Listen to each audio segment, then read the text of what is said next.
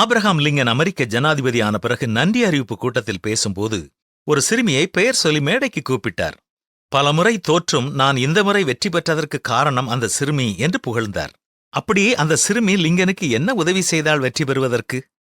Abraham Lincoln ஒல்லியான உடல்வாக கொண்டவர், நமக்கு தெரியும். அவர் கன்னங்கள் ஒட்டிப்போய் முகத்தில் பள்ளங்கள் இருந்தன. அம்மை தழும்பு வேறு. முகம் விகாரமாக இருந்தது. இதை கவனித்த சிறுமி அவருக்கு ஒரே ஒரு ஆலோசனை எழுதியிருந்தாள்.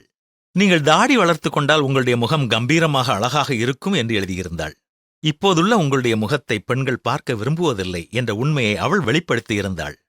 லிங்கனின் தேர்தல் பொறுப்பாளர்கள் அவளுடைய கடிதத்தை குப்பையில் போடும் சமயத்தில் அங்கு வந்த லிங்கன் அந்த கடிதத்தை எடுத்து படித்தார். அந்த சிறுமியின் யோசனையை ஏற்று தாடி வளர்த்தார். கம்பீரமாக காட்சியளித்தார், ஜெயித்தார். அதற்காக அந்த சிறுமியை தேடி நன்றி தெரிவித்தார் ஆபிரகாம் லிங்கன் அவர்கள்.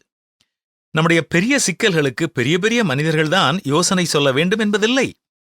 எங்கிருந்தோ வரும் எளிய யோசனைகளும் நமக்கு வெற்றியை தேடித்தரும். ஒரு பற்பசை கம்பெனியிலே விற்பனையை அதிகரிப்பது பற்றி ஆலோசனை கூட்டம் நடைபெற்றது.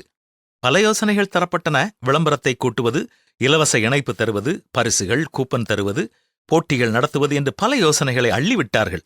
அப்போது அங்கிருந்த கடைநிலை ஊழியர் ஒருவர் பற்பசை டியூபில் வாயை அகலப்படுத்த ஒரு யோசனையைச் சொன்னார். சுற்றியிருந்தவர்கள் சிரித்தார்கள். ஆனால் அவர் யோசனையை நிர்வாகம் ஏற்றது. அது அபார பலன் தந்தது. எப்படி பலன் கிடைத்தது? வாய் பெரிதான பிறகு பின்பக்கமாக அழுத்தும் பொழுது கூடுதலான பசை வெளியேறியது.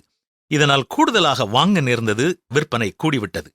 சின்ன சின்ன யோசனைகளை அலட்சியப்படுத்தாமல் முடிவெடுத்தால் வெற்றி நிச்சயம் கிடைக்கும்.